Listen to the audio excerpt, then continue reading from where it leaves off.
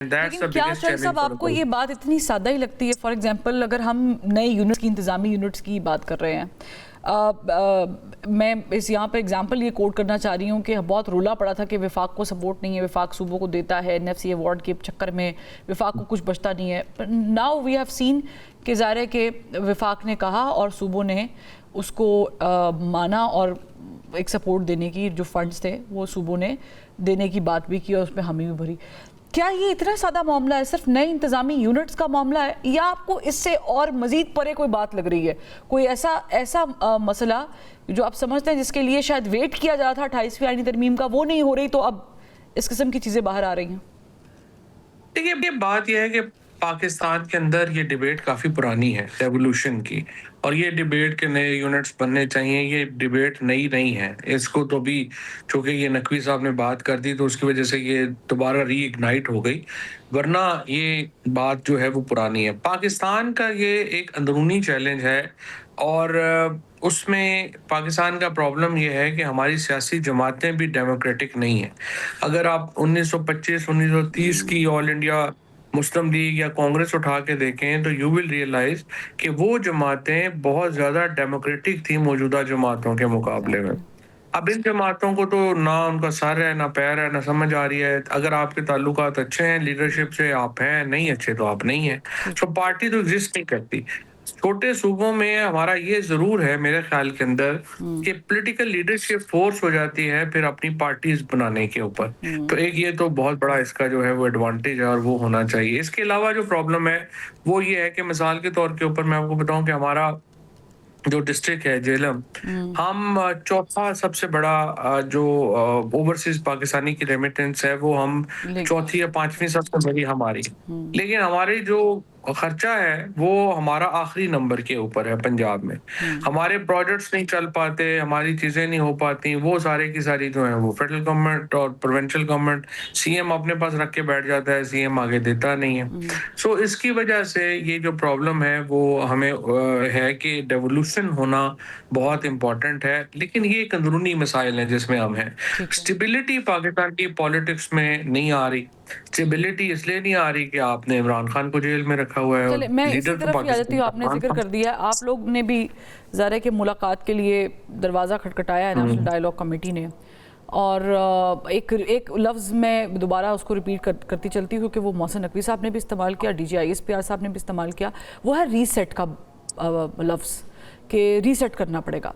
अब आप ज़ाहिर है कि मुलाकात के लिए आप लोग कोशिश कर रहे हैं, ये रीसेट अगर होता है तो आपको ये खान साहब के बगैर नज़र आ रहा है, या खान साहब के बगैर चारा नहीं है रीसेट होने का, या कबूल नहीं होगा?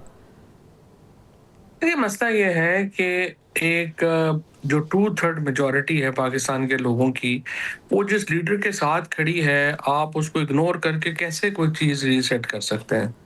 ये जो प्रॉब्लम है इस वक्त हुकूमत का, एस्टेब्लिशमेंट का, या जो भी समझते हैं कि इमरान खान के बगैर एक सिस्टम बनाया जाए।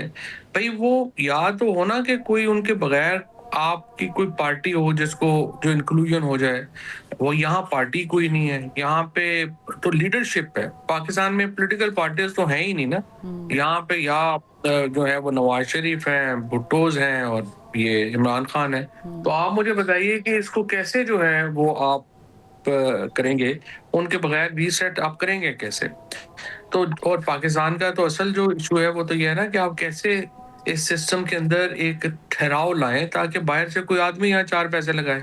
ठीक है। यहाँ पे इन्वेस्टमेंट, प्राइम मिनिस्टर रोज जाते हैं कहते हैं इन्वेस्टमेंट लाएं, तो इन्वेस्टमेंट कौन करेगा इस माहौल में जो पाकिस्तान के अंदर इस वक्त चल रहा है?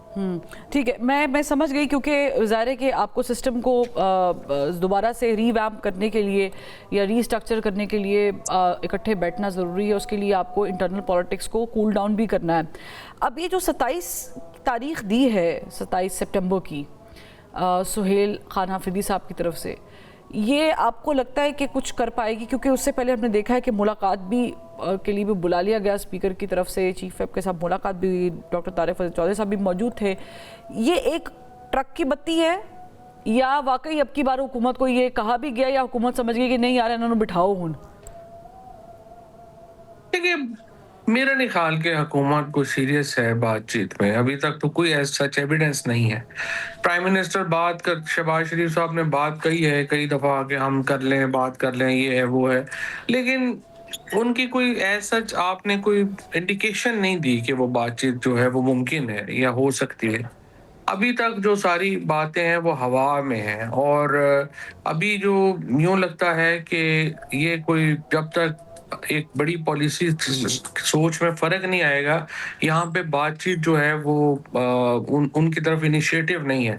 सबसे बड़ा इनिशिएटिव तो देखिए नवाज़ शरीफ ने लेना है ना, अगर बातचीत का लेंगे तो नवाज़ शरीफ की तरफ से तो कुछ भी नहीं। जिस तरह के कश्मीर में इलेक्शन जीत के वो खुशियाँ मनाते हैं या पीपल्स पार्टी जीबी में इलेक्शन जीत के खुशियाँ मनाती है, इससे आपको इन पार्टियों की ज़हनियत का पता चल जाता है कि उनके नज़दीक मोरालिटी, डिसेंसी, पॉलिटिक्स के अंदर कोई असूल वगैरह तो कोई अहमियत रखते नहीं हैं। लिहाज़ा वो एक ऐसे ही सेटअप में अब वो जीत सकते हैं जहाँ पे अवाम का कोई ताल्लुक ना हो। वाहिद सूरत जिसमें पीपल्स पार्टी और नून लीग इक़्तिदार में रह सकते हैं, वो ये है कि लोगों के वोट काउंट ना हो। और तो कोई हल नहीं है ना कि जिसमें वो इक़्तिदार में आ सकें। लिहाज़ा इसलिए वो मेरा नहीं ख़्याल किसी सूरत भी मौजूदा सिस्टम से अलहदा होके कुछ सोच सकते हैं।